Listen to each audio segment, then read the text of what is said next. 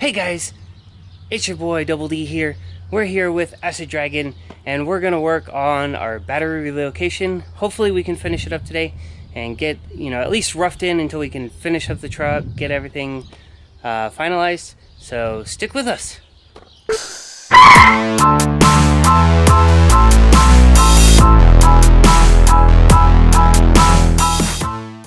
Alright guys, so let's go over real quick the materials you need for the battery relocation. So obviously, if you cannot salvage the terminals, I wouldn't, unless you actually have ones that come apart. You're going to need some new battery terminals, some self-tapping screws, a distribution block here for the power distribution, so you can run the line from the trunk, hook onto here, and then the fuse box starter wires can hook on there too. This right here, these are your connectors that you crimp onto your wires. And then zip ties, and then for any troubleshooting, you're obviously going to want a voltmeter, some kind of multimeter to check voltage if you have problems starting after you're done. And then also you're going to need an inline power fuse, 100 amp, or an inline breaker, one of those two. But yeah, let's get to it. Alright guys, here's the engine bay of Acid Dragon with the, of course, the acidy green, bright neon green valve cover. Got the power steering cover. But anyways, on to what we're working on today. We got the battery relocation looking. Obviously the battery is not in here secure because I've already taken out the battery tray that goes down here. So we are going to work on this today. Let me get the battery out here real quick. Always make sure the batteries are on a nice flat surface. So in the engine bay, the relocation is basically as follows. So you have your power lead here, your positive wire, and you basically have two wires coming off of it. One of them goes right up there to the fuse box, and the other one loops around and comes down to the starter. You need obviously both of these to accomplish what you need to get done. So what we're going to do right here is we need to crimp the actual connectors on this.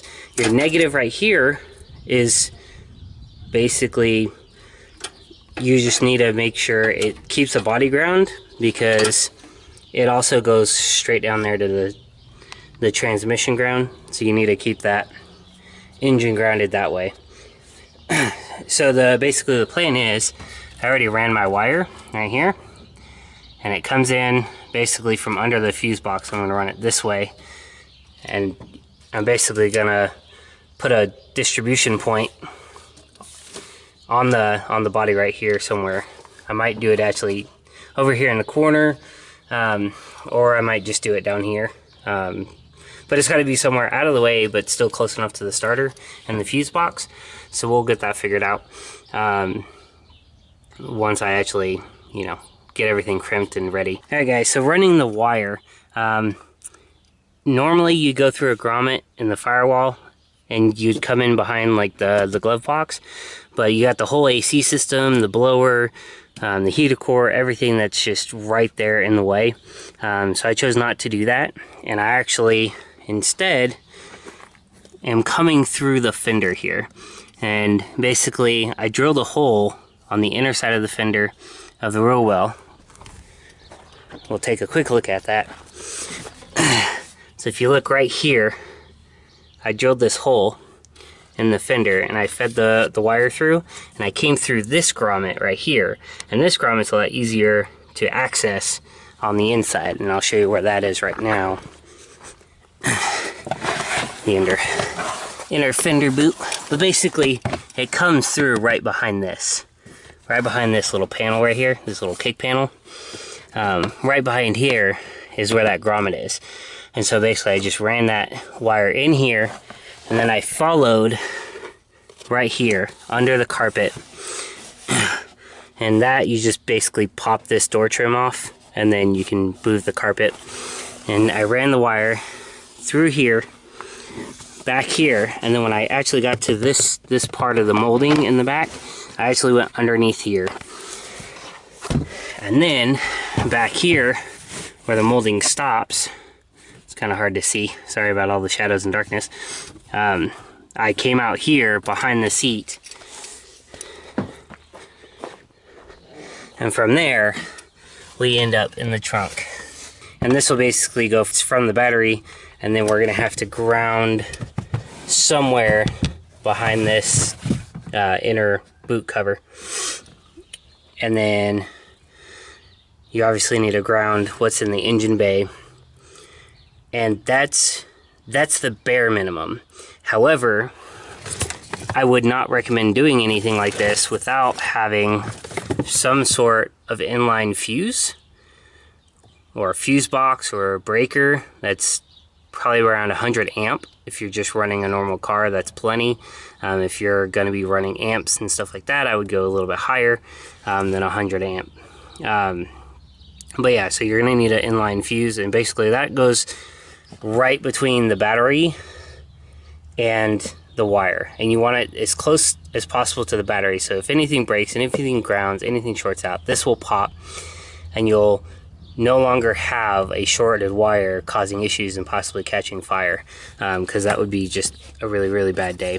But yeah, if you don't want to buy a wire online, go to your local scrapyard.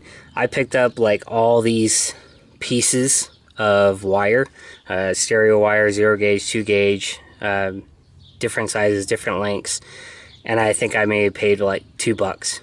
Alright guys, so right here back in the engine bay, so basically the battery cover of my 2000 Honda Prelude, my tray sits right here, and you can see the mounting points right here, right? 1, 2, 3. And this is what you have to work with, and you basically just undo those couple bolts, pops right out, you're good to go. Now what I'm also going to do is, I'm not going to leave this battery mount support in here, so basically I'm going to have to go in down through here, and there's 2 bolts that bolt this to the actual frame. Take that out, and I'm going to take that frame out too, because I will not need it anymore. By the way, if you're working in the engine bay and you don't have anywhere to put like your screws and stuff, just pop off the fuse bay, the fuse box cover, and just use that to keep, you know, things from rolling around and getting lost. You might save a 10mm or 2. Alright, but that's the plan.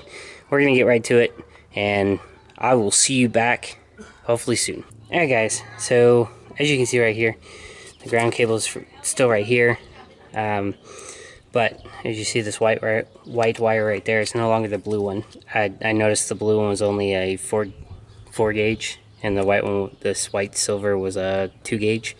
So I definitely needed a 2 gauge. One benefit in the back I'll show you in a second, of switching to the wire, but I got the new wire ran. It's good. I just sandwiched it between here just to make sure the wire run was good and there was good conductivity. Alright guys, and here in the trunk, so switching the white wire gave us the ability, we did use that inline power fuse thing, and this is actually an 80 amp fuse. 80 amp will be fine. I do want to switch it to a 100 amp circuit, like a 100 amp breaker, eventually, but this will work for now. And then this basically ran the same route that I showed you guys earlier. Over here, have this coming over here. I haven't stripped this connector yet. This actually needs to get screwed back up into here.